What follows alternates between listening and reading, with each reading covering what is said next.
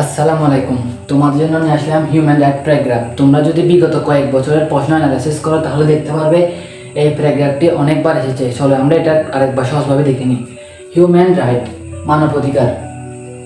Human right are the basic right and freedom that belong to every person in the world from birth until death. মানব অধিকার হলো মৌলিক অধিকার, স্বাধীনতার অধিকার যা প্রত্যেক নাগরিকের জন্ম থেকে মৃত্যু পর্যন্ত পাওয়ার অধিকার রয়েছে। They apply to everyone equally regardless of their race, gender, religion of country.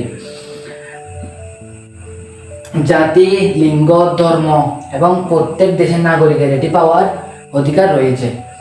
They right include this right of life, freedom of speech, education and protection from harm.